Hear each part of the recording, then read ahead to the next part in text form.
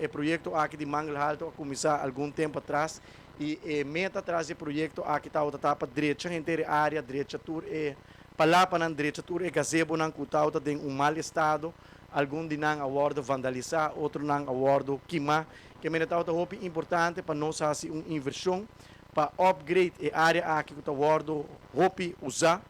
o projeto aqui abrirá possível tem partnership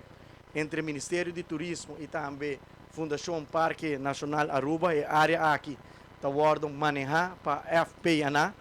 e está pensei partnership estratégico aqui está muito importante para nós juntos conservar e por percurar para cuidar nossa natureza o projeto aqui aguardo delinear afgestemd junto com o Parque Nacional Aruba para assinatura área nos percurar para nós não fazer nenhum dano na natureza e pensei no último tempo aqui nós monitorar o projeto aqui de primeira fase para a cana segundo nos planificação e nós estamos contentes com a primeira fase do projeto aqui awardo entregar e awardo executar trata de 3 palavras novas e também Jesus gazebo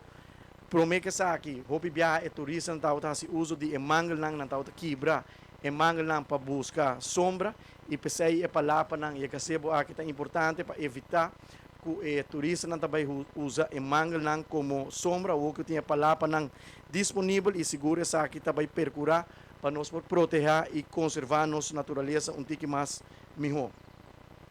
No mesmo momento, a AUE também nos está anunciar de 2 fases de projeto, ora nós começamos a pensar de projeto de upgrading, investimento de área de Mangle Alto, nós vamos fazer em fase 1 e fase 2, fase 1 está o que nós está entregar a AUE, que é gazebo e palapanan, e fase 2 está caminho nós está parar aqui não teco cruzada de Marina Pirata, full strip aqui, está bem o embellecer,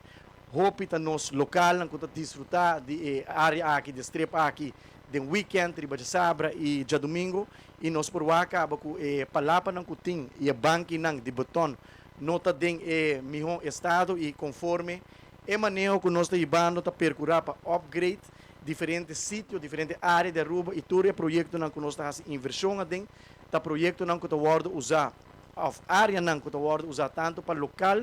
e para nós turistas, a área aqui é uma área hopi traficar, hopi usar para nós próprios locais, é importante para nós fazer inversão aqui, para upgrade, renter strip aqui, para assinar full área aqui, conta com investimento novo, uma inversão de alguns 100 mil forinhos, para assinar percurar, para nós locais, tem uma área que não podemos desfrutar de, mas também nós turistas não.